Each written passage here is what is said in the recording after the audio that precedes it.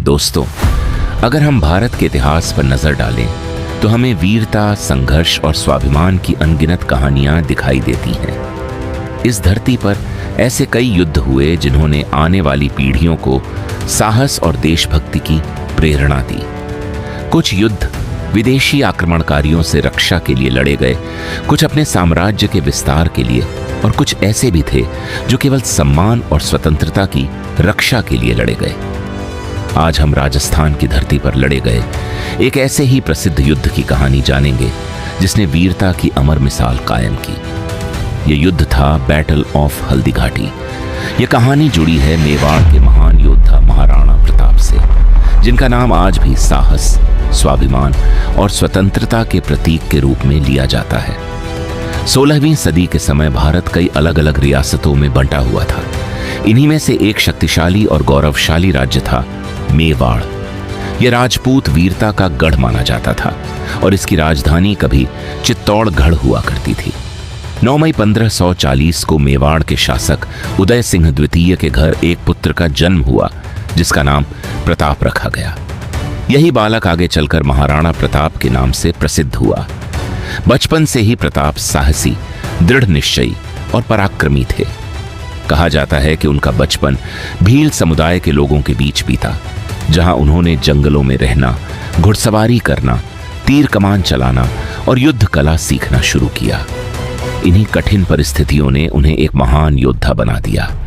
समय बीतता गया और जब उदय सिंह का देहांत हुआ तब मेवाड़ के सरदारों ने विचार विमर्श के बाद 1572 में महाराणा प्रताप को मेवाड़ का शासक घोषित किया। उसी समय भारत के बड़े हिस्से पर मुगल साम्राज्य का शासन था, जिसका नेतृत्व कर रहे थे अकबर।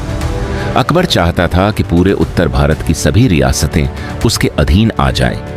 कई राजपूत राज्यों ने उसकी अधीनता स्वीकार भी कर ली थी, लेकिन मेवाड़ ने ऐसा करने से स्पष्ट इनकार कर दिया। महाराणा प्रताप के लिए अपने राज्य की स्वतंत्रता और स्वाभिमान सबसे अधिक महत्वपूर्ण था। अकबर चाहता था कि मेवाड़ भी शांतिपूर्ण समझौते के माध्यम से मुगल साम्राज्य में शामिल हो जाए। इसके लिए कई बार दूत भेजे गए और समझौते का प्रस्ताव भी दिया गया, लेकिन महाराणा प्रताप ने हर बार इन प्रस्तावों को अस्वीकार कर दिया, क्योंकि वे किसी भी कीमत पर अपनी मातृभूमि की स्वतंत्रता को खोना नहीं चाहते थे। जब कूटनीति से बात नहीं बनी तब युद्ध की स्थिति बन गई। सन 1576 में मुगल सेना को मेवाड़ की ओर भेजा गया।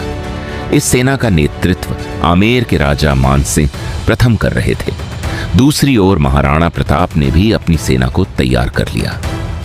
18 जून 1576 को राजस्थान के पहाड़ी क्षेत्र हल्दीघाटी में दोनों सेनाएं आमने सामने आ गईं। महाराणा प्रताप की सेना में राजपूत योद्धाओं के साथ साथ भील धनुर्धर भी शामिल थे।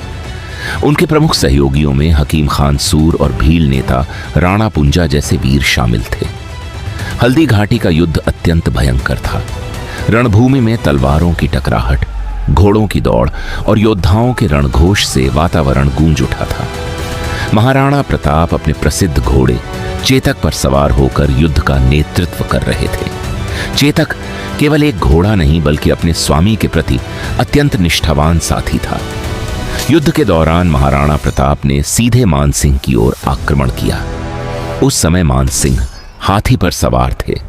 संघर्ष के दौरान चेतक गंभीर रूप से घायल हो गया, फिर भी उसने अपने स्वामी को सुरक्षित स्थान तक पहुंचाने की पूरी कोशिश की। इसी युद्ध में महाराणा प्रताप के एक वीर सेनापति झालामान ने अद्भुत साहस दिखाया। उन्होंने महाराणा प्रताप का राज चिन्ह और मुकुट अपने ऊपर धारण कर लिया ताकि दुश्मन उन्हें ही प्रताप समझे।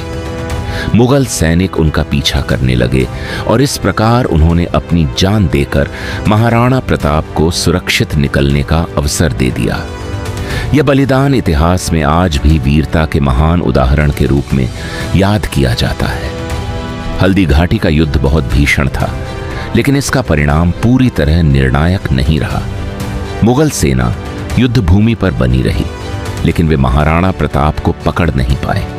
इसके बाद महाराणा प्रताप अरावली की पहाड़ियों में चले गए और वहीं से अपने संघर्ष को जारी रखा।